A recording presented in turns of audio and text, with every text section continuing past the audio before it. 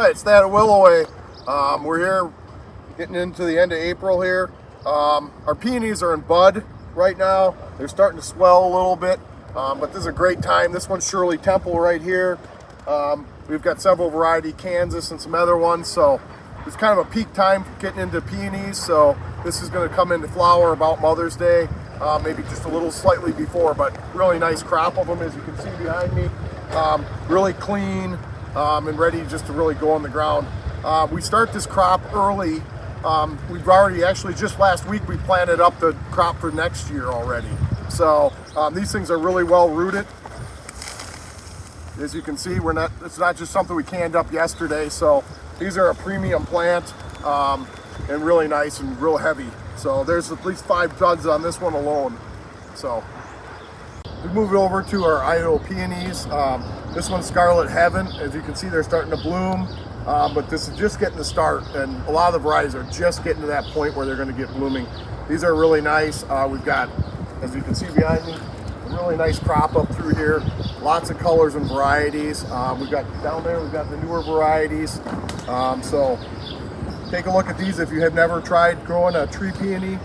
This is something you should probably look at doing. They're really nice blooming.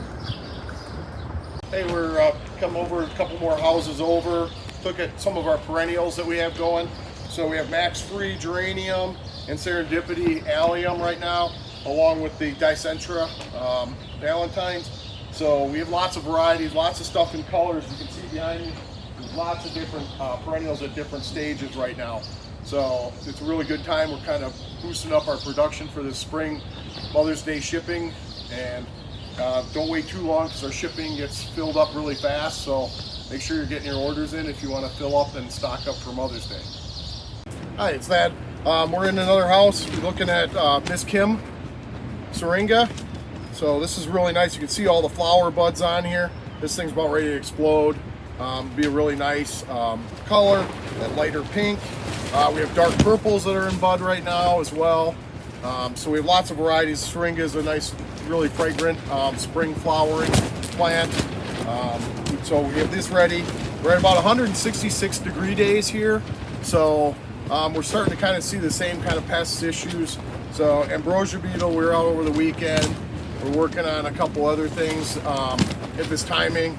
Should be looking for spruce spider mite right now. So that kind of ties into a couple things. Red buds are just starting to come into bloom right now, so you can kind of tie into that. So we'll have to talk a little bit about the growing degree days. Some of the stuff that we're going to be looking for coming up is coolies and eastern spruce gall adelgid isn't too far out. Spruce spider mite is right now is another one you should be watching for.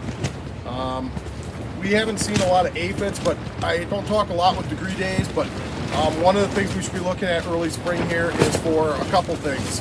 In Syringa, Pseudomonas, if it gets real cold at night, can dampen or blacken the tips, so you have to protect if it gets cold. Our forecast here, we're looking really good for quite a while. That would only be if we're getting down near freezing temperatures. And we're spraying a copper on to help protect against that. Some of the other things we're actively looking for are powdery mildews this time of year, where it stays wet for long periods of time, where we have overcast weather. So that's another thing to just be watchful on the crops. And also downy mildew in some plants have it prevalent this time of year.